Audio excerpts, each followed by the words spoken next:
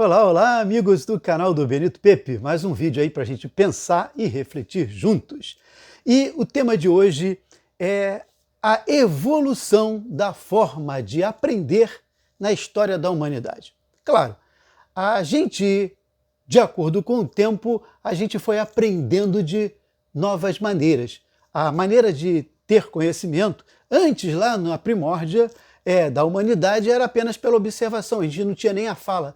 A pessoa tinha que observar o outro, como o outro fazia, por exemplo, para caçar. Como é que o cara ia caçar? E o cara ficava observando, via como o cara fazia e imitava, fazia a mesma coisa, ok? A propósito, deixa o seu like se você gosta desse tema, ok?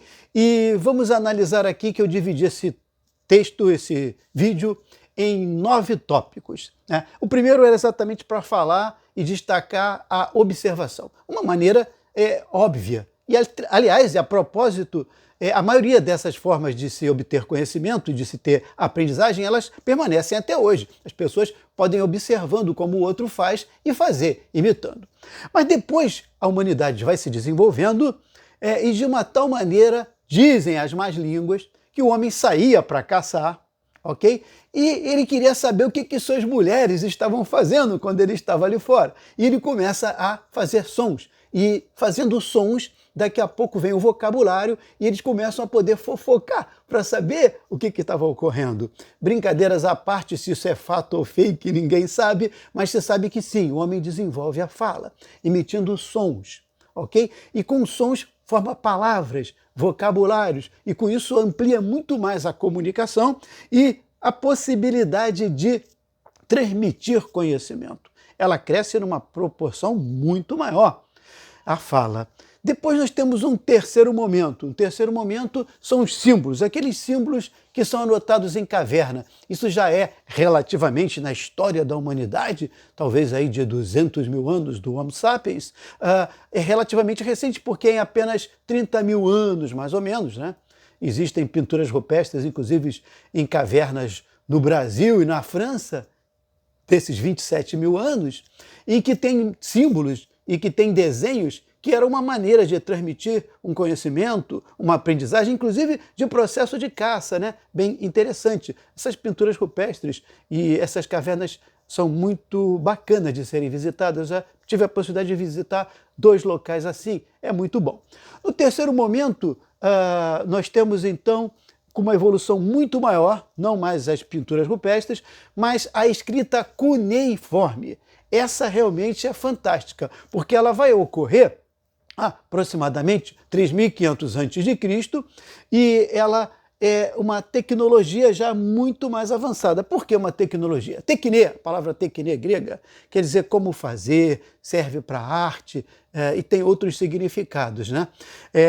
O que você quer dizer com tekne, como fazer? Daí vem a palavra tecnologia, que é usada até hoje.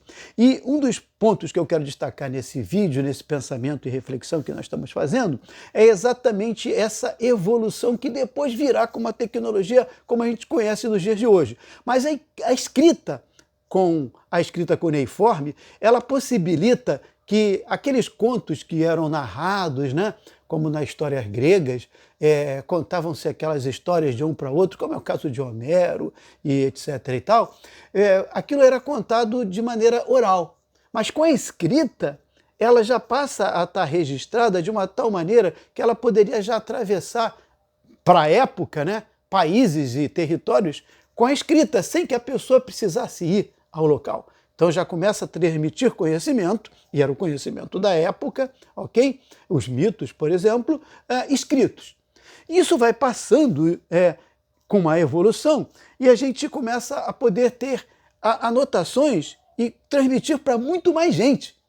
Mas tem uma evolução muito maior ainda. Essa evolução é o 5º tópico aqui, que eu quero falar, nós somos apenas em 8, e que é a prensa.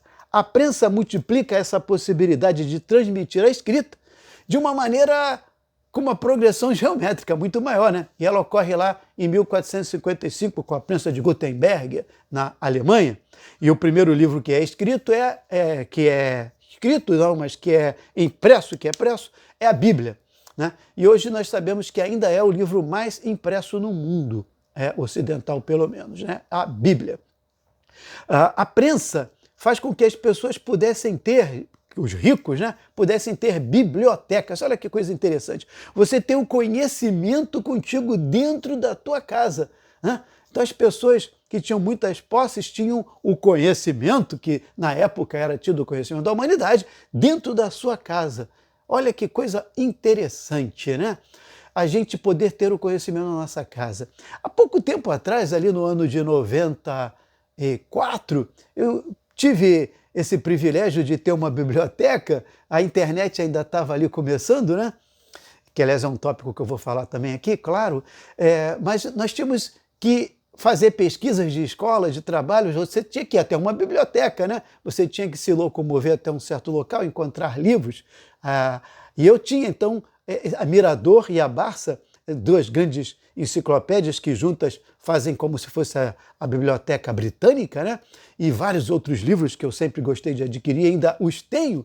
A biblioteca, para mim, é uma coisa que me fascina muito, embora que hoje a gente tenha, e aí entra aqui agora o sexto tópico, que começa já no século XX, que é a rádio e a TV, e que com tudo isso se passa conhecimento para milhares de pessoas ao mesmo tempo, simultaneamente. Não como um livro, que é aquela coisa individual, você e o livro, mas a televisão para milhares de pessoas. E a televisão e o rádio, passando muito conhecimento. E também muito besterol, principalmente nos dias de hoje, né? Mas, aliás, livros também sempre tiveram coisas que também não eram tão úteis. Cabe a nós escolhermos o que é bom, né? Depois, sim, no sétimo tópico, agora eu lembro a questão que já é relativamente recente na história da humanidade, que vem com a internet. E essa internet, ela possibilita com que muito mais informações a gente possa ter. Repito, coisas boas e ruins. Cabe a gente escolher. É uma questão do paradoxo da informação, né? Informação demais atrapalha, informação de menos falta, né? Então você tem aí um paradoxo da informação. Mas com a internet e com a possibilidade de ter conhecimento, de fazer buscas e etc. e tal, a gente facilita muito mais a pesquisa, né? E isso foi uma forma de transmitir conhecimento muito grande.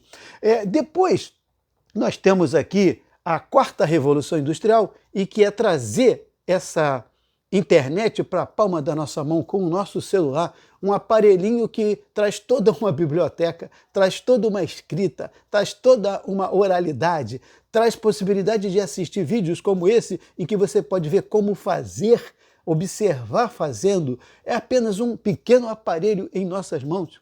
Isso faz com que tenhamos a quarta revolução industrial. E essa fase da quarta revolução industrial, em que temos aplicativos como o Waze, como o Map Google, né? Como tantos outros para pedir comida, né? Como iFood, etc. e tal, que é uma coisa fantástica de se obter conhecimento, de se obter aquilo que a gente precisa, né? Mas agora tem um destaque, tem um ponto que eu quero deixar aqui, que é o mais importante, que me fez pensar e refletir sobre e para fazer este vídeo, que é o oitavo ponto, que é que neste momento e que já num futuro imaginável, você sabe o que eu quero dizer? Ninguém sabe o que poderá acontecer com a IA, ou AI, a inteligência artificial. Essa inteligência artificial traz uma possibilidade infinita. Hoje nós temos aí alguns aplicativos já que podemos ter no celular para buscar informações, e que essa busca pela inteligência artificial, ela traz num resumo, traz de uma tal maneira um texto, algo que a gente queira saber, algum conhecimento que a gente queira ter. Mas isso, e muito mais que a IA possibilita, vai ficar para um outro vídeo, porque o tema é muito mais amplo. Mas, aliás, você gosta de pensar e de refletir? Você já deixou o teu like? Você está inscrito no canal? Vamos pensar junto e até o próximo vídeo. Não se esqueça de inscrever para saber o que vai acontecer.